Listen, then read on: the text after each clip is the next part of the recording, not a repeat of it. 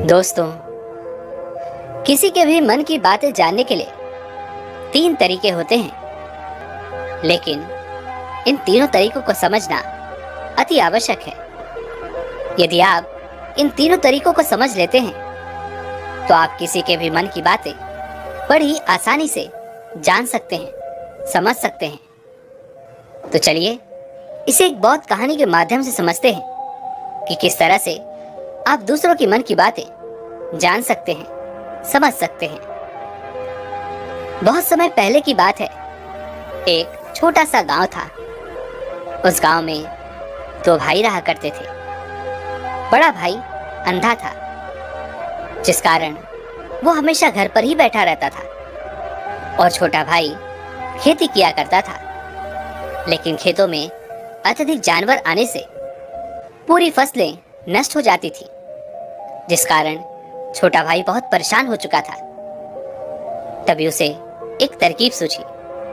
एक दिन उसने सोचा, खेतों में से इन जानवरों को भगाने के लिए क्यों ना मैं अपने बड़े भाई की मदद लूं।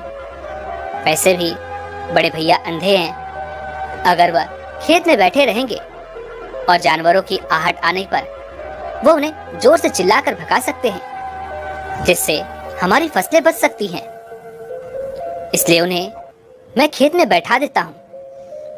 यह सब सोच विचार करने के बाद उसने अपने खेत में ही एक छोटी सी झोपड़ी तैयार की और अपने अंधे भाई को वहीं खेत में बैठा दिया और उनसे कहा, भैया, यदि कोई जानवर की आहट आपको सुनाई दे तो आप जोर जोर से चिल्लाना। यह सुनकर वो जानवर यहाँ से भाग जाएंगे और हमारी फसलें नष्ट होने से बच जाएंगी। बड़ा भाई खुशी खुशी अपने छोटे भाई की बात मान लेता है और वह उस दिन से खेत में ही रहना शुरू कर देता है। जब भी किसी जानवर की आहट उसे सुनाई देती तो वह तुरंत से जोर जोर चिल्लाना शुरू कर देता, जिससे वह जानवर उसके खेतों से भाग जाता। ऐसा करते करते कई दिन बीत चुके थे। तभी एक दिन उसके खेत में एक हिरण भागता हुआ आया और वह खेत के बाड़ को तोड़कर वहां से भाग गया। लेकिन उसी हिरण का पीछा करते हुए एक राजा भी उस खेत में आ पहुंचा। तभी राजा की नजर उस अंधे भाई पर पड़ती है। राजा उस व्यक्ति से कहता है, देखो, मैं यहाँ पर एक जानवर का पीछा करते हुए आया हूँ। क्या तुमने उस जानवर को यहाँ पर देखा है? इस पर वह व्यक्ति कहता है, हे राजन, मैं तो अंधा हूँ। मैं भला किसी जानवर को कैसे देख सकता हूँ? लेकिन मैं आपको इतना जरूर बता सकता हूँ कि जो जानवर मेरे खेतों से होकर भागा है वो आपके लायक नहीं है। आप उसके पीछे अपना समय यूं ही व्यर्थ कर रहे हैं। राजा उस अंधे व्यक्ति की बात सुनकर बड़ा अचरज में पड़ गया। वह यह सोचने लगा कि आखिर यह तो अंधा है, फिर इसे कैसे पता कि जिस हिरण को मैं तलाश रहा हूं वो हिरण मेरे लायक है ही नहीं। ये अंधा व्यक्ति मुझे कैसे बता सकता है? तभी राजा उस अंधे व्यक्ति से कहता है, कहीं तुम मुझसे झूठ तो नहीं कह रहे? एक तरफ तुम ये कहते हो कि तुम अंधे हो और दूसरी तरफ तुम ये भी कह रहे हो कि जो जानवर यहाँ से भागा है वो मेरे लायक नहीं है। इस पर वह अंधा व्यक्ति कहता है, हे राजन, जिसे आप एक हिरण समझ रहे हैं, असल में वो एक हिरण नहीं है बल्कि एक हिरनी है, और वो भी गर्भवती है। और जहां तक मुझे ज्ञान है, मैंने कभी किसी राजा को किसी गर्भवती हिरनी का शिकार करते हुए नहीं सुना है। और इसी कारण मैं आपसे ये कह रहा हूं कि वो हिरनी आपके लायक नहीं है। आप उसके पीछे अपना समय व्यर्थ ना करें। यह सुनकर राजा और भी अचरज में पड़ गया। वो यह सोचने लगा कि आखिर ये अंधा आदमी ये कैसे जान सकता है कि वो हिरनी है और गर्भवती है। राजा कुछ देर सोच विचार करने के बाद अपने सेनापति से कहता है, सेनापति जी, मुझे वो जानवर जिंदा चाहिए, क्योंकि मुझे ये पता करना है क्या वो हिरनी है और क्या वो गर्भवती है, क्योंकि यह अंधा आदमी बहुत विश्वास के साथ कह रहा है और मुझे इस बात की पुष्टि करनी है। यदि वो हिरनी हुई और गर्भवती हुई तो वो हमारे शिकार के लायक नहीं है, क्योंकि हम तो एक हिरन का पीछा कर रहे थे। इसलिए जाओ और पता करो क्या वो हिरनी है। सेनापति राजा से आज्ञा लेकर आगे की ओर बढ़ चलता है और कुछ देर बाद जब वो वापस लौट कर आता है तो वह राजा को कहता है, हे राजन, इस अंधे आदमी ने जो भी बातें कही हैं वो बिल्कुल सही हैं। वो एक हिरनी ही है और वह गर्भवती भी है। यह सुनकर राजा आश्चर्यचकित रह गया। उसे समझ नहीं आ रहा था कि आखिर ये अंधा आदमी कैसे पता कर सकता है कि वह जानवर एक हिरनी है और तो और वो गर्भवती है। भला एक अंधा आदमी ये कैसे देख सकता है, ये कैसे जान सकता है, आखिर से ये कैसे पता चला?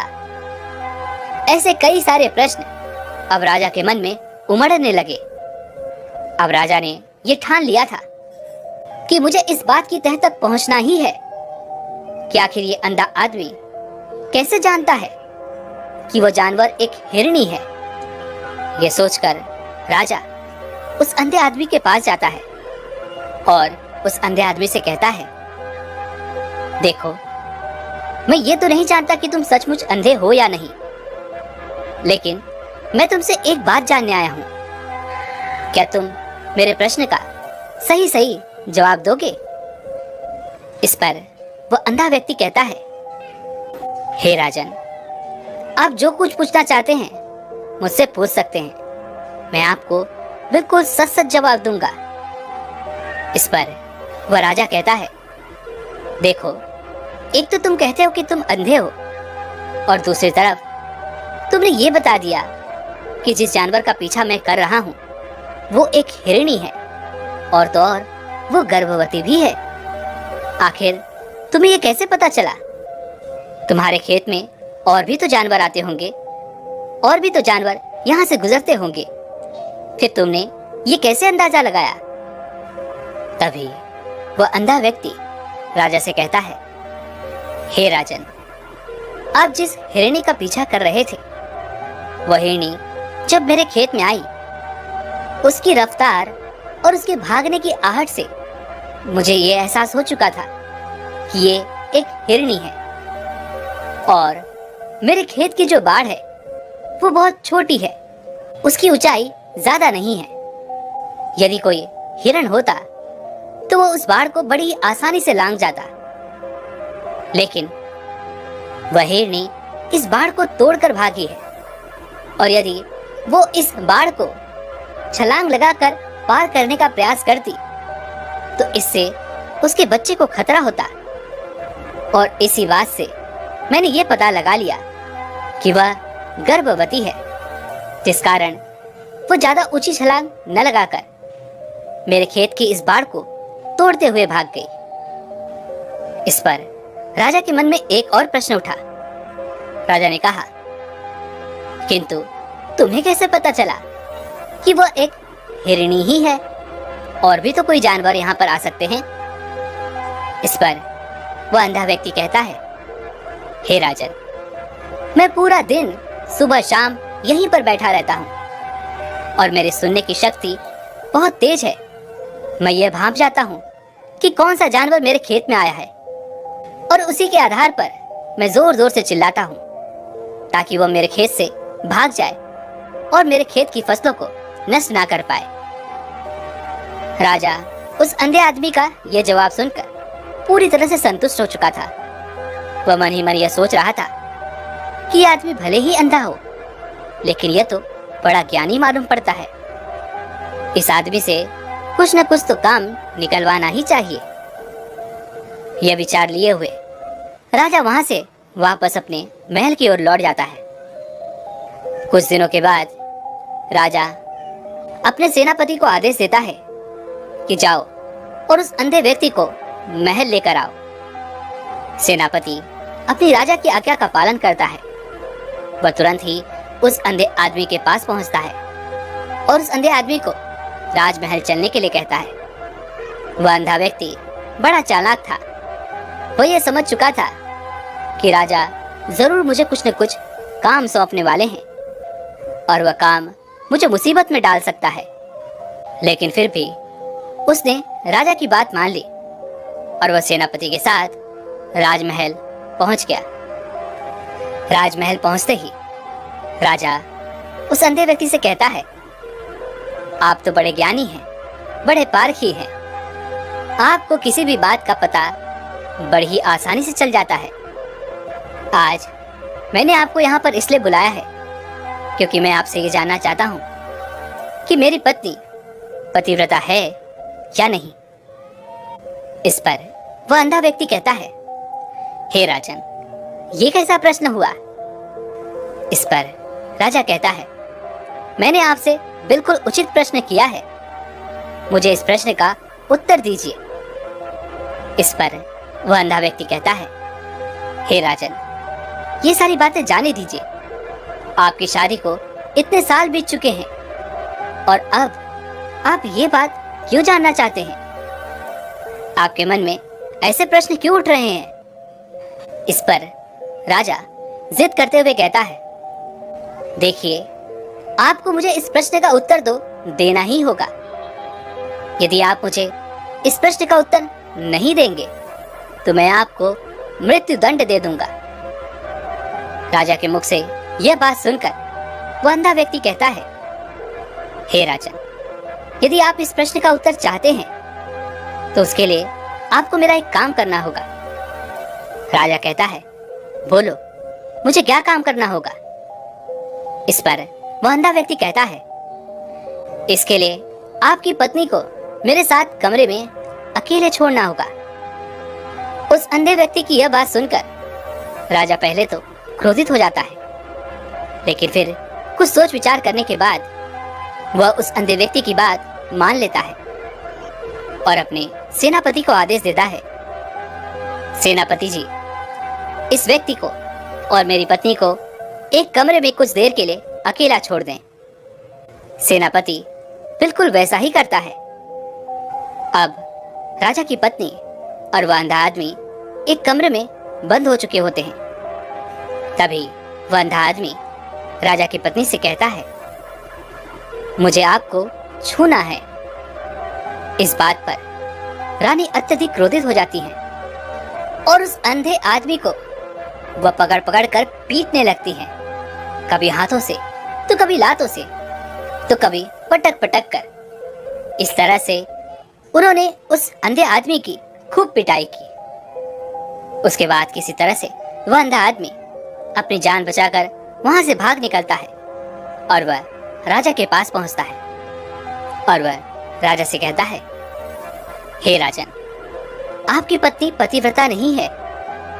यह बात सुनकर राजा अत्यधिक क्रोधित हो उठता है और राजा अपनी तलवार म्यान में से निकालकर सीधा अपनी पत्नी की ओर जाता है और क्रोधित होकर वह अपनी रानी से कहता है, रानी जी, आज मैं जो भी सवाल आपसे करने वाला हूँ उसका मुझे सच सच जवाब दीजिएगा और यदि आपने एक शब्द भी झूठ कहा तो मैं आपका अभी के अभी सर धड़ से अलग करवा दूंगा।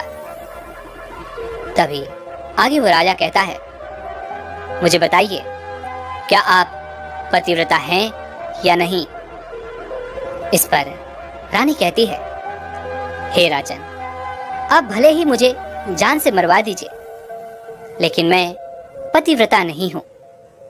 राजा यह बात सुनकर बहुत खुश हुआ क्योंकि उस अंधे आदमी ने जो भी कहा था वह बिल्कुल सच था। यह बात सुनकर तुरंत ही राजा उस अंधे आदमी के पास पहुंचता है और आकर उस अंधे आदमी से कहता है, तुम्हें कैसे पता चला कि मेरी पत्नी पतिव्रता नहीं है? इस पर वह अंधा आदमी कहता है, हे राजन, बड़ी सीधी सी बात है। मैंने तो आपकी पत्नी से बस इतना ही कहा था कि मुझे आपको छूना है, और इस बात पर वो इतना क्रोधित हो उठी कि उन्होंने गुस्से में आकर मुझे लात घूंसों से पीटना शुरू कर दिया। और भला कोई औरत किसी और मर्द को कैसे छू सकती है? लेकिन उन्होंने तो न आ देखा न दाव, बस लात घुसे मुझ पर बरसाने शुरू कर दिए। तो वो भी तो एक छूना ही हुआ। और एक पतिव्रता नारी कभी भी पराये मर्द को नहीं छूती। जब मैंने उनसे छूने के लिए कहा था तो वह उस वक्त मुझे मना कर सकती थी, लेकिन उन्होंने तो मुझे पीटना शुरू कर दिया, और देखते ही देखते उन्होंने मेरे पूरे शरीर को छू लिया। अब आप ही बताइए, ऐसी स्त्री भला पतिव्रता कैसे हो सकती है? इस पर वह राजा कहता है, तुम तो बड़े ज्ञानी मालूम पड़ते हो। अच्छा ठीक है, चलो तुम मेरे एक प्रश्न का और जवाब दो। यदि तुमने मुझे इस प्रश्न का सही सही जवाब दे दिया तो मैं तुम्हें यहाँ से जाने दूंगा। आगे राजा उस अंधे आदमी से कहता है कि तुम मुझे ये बताओ, क्या मैं सच में अपने पिताजी का ही बेटा हूँ या फिर किसी और का? इस पर वो अंधा आदमी कहता है, हे राजन, इस बात से आपका क्या लेना देना? आप किसी की भी औलाद हो, आखिर आप हैं तो इस राज्य के राजा, इसलिए इस प्रश्न को जाने दीजिए। लेकिन वह राजा कहता है, नहीं नहीं, मुझे इस प्रश्न का सही सही जवाब चाहिए, अन्यथा ये प्रश्न मुझे हमेशा परेशान करता रहेगा। इसलिए मैं इसका सही सही जवाब जानना चाहता हूँ। यदि तुम इसका सही सही जवाब दे देते हो तो तुम यहाँ से जा सकते हो, मैं तुम्हें नहीं रोकूंगा। इस पर वह अंधा आदमी कहता है, हे राजन, इसके लिए तो मुझे आपके माँ के पास भी जाने की कोई आवश्यकता नहीं है। मैं आपको अभी के अभी ये बता सकता हूँ कि आप किसकी औलाद हैं। लेकिन उससे पहले मैं चाहता हूँ कि आप मुझसे एक वादा करें कि आप मुझ पर क्रोध नहीं करेंगे।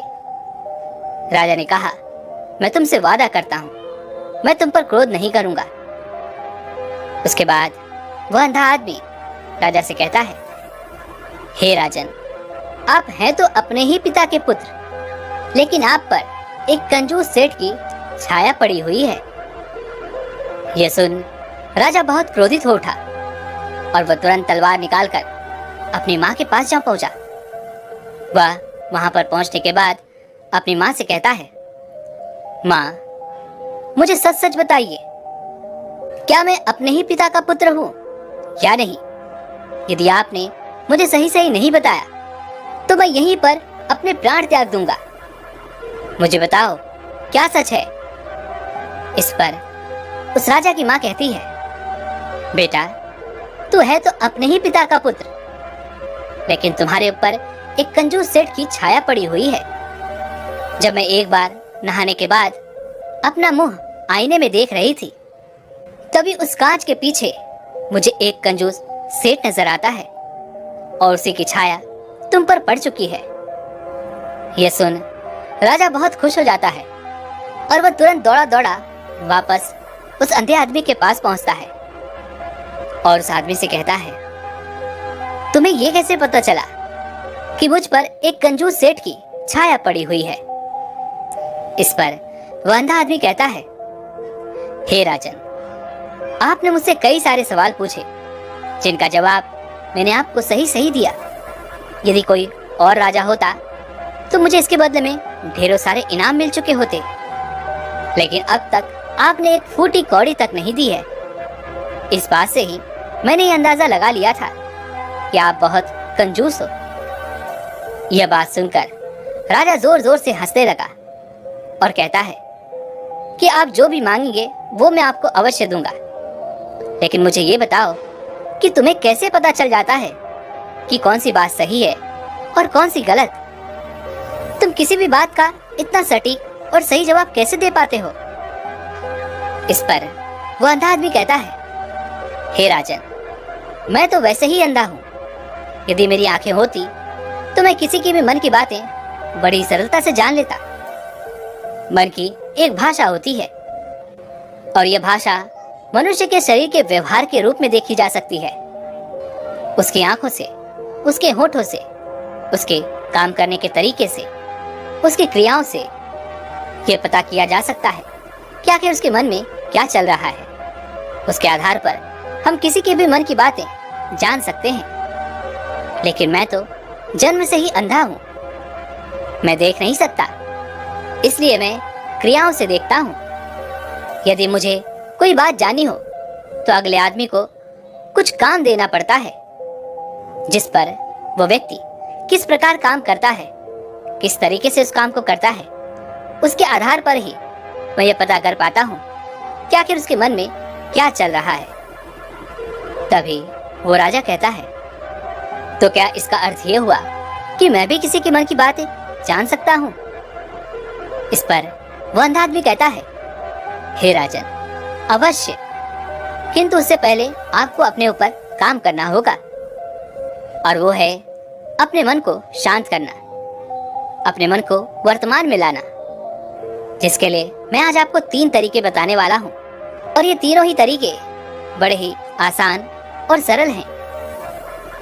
किंतु हे राजन, उससे पहले आपको एक काम करना होगा, अपने मन को एकाग्र करना होगा।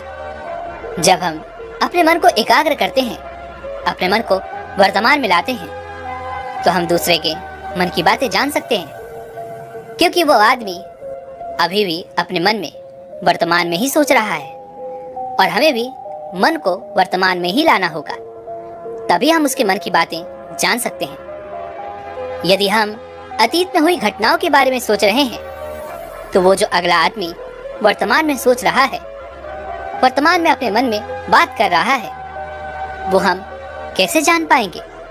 क्योंकि हम तो अतीत की घटनाओं में डूबे हुए हैं। इसलिए किसी के भी मन की बातें जानने के लिए सबसे पहले हमें हमारे मन को एकाग्र करना होगा, उसे वर्तमान में लाना होगा। आगे वह अंधा व्यक्ति राजा से कहता है, हे राजन, जो 3 तरीके मैं आपको बताने वाला हूँ, इन 3 तरीकों से आप बड़ी आसानी से किसी के भी मन की बातें जान सकते हैं। उसके बाद वह अंधा आदमी राजा से कहता है, हे राजन, जो सबसे पहला तरीका है वह है आंखों पर ध्यान देना। किसी व्यक्ति से बात करते वक्त उसकी आंखों में देखना, उसकी आंखों पर ध्यान देना, जो सबसे ज्यादा जरूरी है, क्योंकि आंखें बोलती नहीं पर बहुत कुछ कह जाती हैं। यदि हम किसी व्यक्ति की आंखों के इशारों को समझना सीख जाएं, तो हम ये जान पाएंगे कि व्यक्ति के दिमाग में क्या चल रहा है, वह क्या सोच रहा है और अभी वो क्या करने वाला है। मेरे पास आंखें नहीं हैं, लेकिन मैंने अपने गुरु से ये विद्या सीखी है, क्योंकि बहुत सालों पहले मेरे पास आंखें थी और मैं उस वक्त लोगों के मन की बातें केवल उनकी आंखों से ही जान लेता था। इसलिए यदि आप भी दूसरों की मन की बातें जानना चाहते हैं, तो आपको भी उनकी आंखों पर गौर करना चाहिए, जैसे कि उनका आकार कैसा है, वो कब, कहां और किधर देख रहे हैं। यदि उसकी आंखें यहाँ वहां घूम रही हैं, जब आप उससे बातें कर रहे हैं, तो वो आंखों को इधर उधर मोड़ रहा है, कभी ऊपर तो कभी नीचे या कभी आसपास, या फिर उसकी आंखें खुश नजर आ रही हैं, या फिर आंखें निराश नजर आ रही हैं। जैसे कि एक चोर होता है, उसकी आंखों में जब हम देखते हैं तो हमें यह पता चलता है कि अगले आदमी ने कोई गलती की है। ठीक उसी प्रकार जब हम किसी चालाक व्यक्ति की आंखों में देखते हैं, तो आपको पता चलेगा कि उसकी आंखों में एक भाषा होती है, एक बहुत ही सीधा और आसान तरीका होता है। यदि आपको ये पता लगाना है कि सामने वाला व्यक्ति आपसे झूठ कह रहा है या फिर सही, तो आपको उसकी आंखों पर ध्यान देना अति आवश्यक है। यदि आपसे बात करते वक्त वह व्यक्ति अपनी आंखें यहाँ वहां घुमा रहा है, ऊपर नीचे इधर उधर दाएं बाएं हर जगह देख रहा है, तो इसका अर्थ यह हुआ कि वह उस बात से निकलने का कोई रास्ता ढूंढ रहा है, वह कोई झूठ बना रहा है। यदि सामने वाला व्यक्ति आपसे कुछ झूठ कहने का प्रयास कर रहा है, तो वो आपसे नजर नहीं मिलाएगा। वो यहाँ वहां देखेगा, ऊपर नीचे देखेगा, लेकिन वह आपकी आंखों में आंखें डालकर कभी नहीं देख पाएगा, क्योंकि उसे डर है कि यदि उसने आपकी आंखों में आंखें डालकर देखी तो उसका झूठ पकड़ा जाएगा और लोगों को सच्चाई का पता चल जाएगा। और इसी प्रकार कुछ और भी भाषाएं होती हैं। जब आप किसी की आंखों में आंखें डालकर ये देखना शुरू कर देंगे कि उसके हाव भाव क्या हैं, ठीक उसी प्रकार चेहरे के भी हाव भाव होते हैं, जिससे हम मन की बातें बड़ी आसानी से समझ सकते हैं। और इन्हें भी समझना बहुत जरूरी है। कभी कभी कोई व्यक्ति अपने चेहरे से, जैसे आंख, होंठ और बहुत से कुछ अलग अलग व्यवहार करता है। यदि आप किसी व्यक्ति के चेहरे में गौर करेंगे तो आप आसानी से समझ पाएंगे कि वह व्यक्ति निराश है, या वह व्यक्ति बहुत उदास है, या फिर वह बहुत खुश है, या फिर उसे कोई बहुत बड़ा दुख है। वह अपने अंदर क्या महसूस कर रहा है, ये सारी बातें हम उसके चेहरे के हाव भाव से पता कर सकते हैं। फिर चाहे इंसान जुबान से कुछ बोले या ना बोले, लेकिन आप उसके चेहरे से सब कुछ पता कर सकते हैं। आगे वह अंधा व्यक्ति राजा से तीसरा तरीका बताते हुए कहता है, हे राजन, इसी प्रकार तीसरी भाषा भी है, अर्थात तीसरा तरीका भी है, और वह है हाथों के इशारे और शरीर का व्यवहार। मन की बात समझने के लिए हमें हाथ के इशारे और शरीर के व्यवहार को समझना बहुत आवश्यक है। कोई व्यक्ति जब भी बात करता है तो आपने देखा होगा कि वो अपने हाथों को हिलाता रहता है, अपने हाथों से इशारा करता रहता है। वो बातों के साथ साथ अपना शरीर का जो व्यवहार है, अर्थात बॉडी लैंग्वेज, उसका भी पूरा उपयोग करता है, जिससे हमें ये पता चल पाता है कि वो व्यक्ति हमारी बातों पर कितना ध्यान दे रहा है और उसके मन में क्या चल रहा है। शरीर के व्यवहार को देखने के लिए उसके हाथ मटकाने, शरीर मटकाने और चेहरे पर बार बार हाथ लाने, हाथों का एक दूसरे से मसलना, ऐसी बहुत सी क्रियाएं होती हैं। उस पर हमें ध्यान देना अति आवश्यक है। मन की बात को समझने के लिए हमें शरीर के व्यवहार को भी समझना पड़ता है। यदि हम इन तीन तरीकों को सही तरीके से ध्यान देकर इन तीन तरीकों को अच्छे से समझ लेते हैं तो हम बहुत जल्दी किसी भी व्यक्ति के मन की बातें बड़ी सरलता और सहजता से जान सकते हैं। इसलिए यदि आपको किसी के मन की बातें जाननी है तो आपको उसकी आंखों पर, उसके चेहरे पर, उसके शरीर के हाव भाव को और उसके हाथों को ध्यानपूर्वक देखना और समझना होगा, जिससे आप ये समझ पाएंगे कि आखिरकार उसके मन में क्या चल रहा है और वह क्या सोच रहा है। लेकिन उनसे पहले आपको अपने मन को एकाग्र करना होगा, शांत करना होगा और अपने मन को वर्तमान में लाना होगा।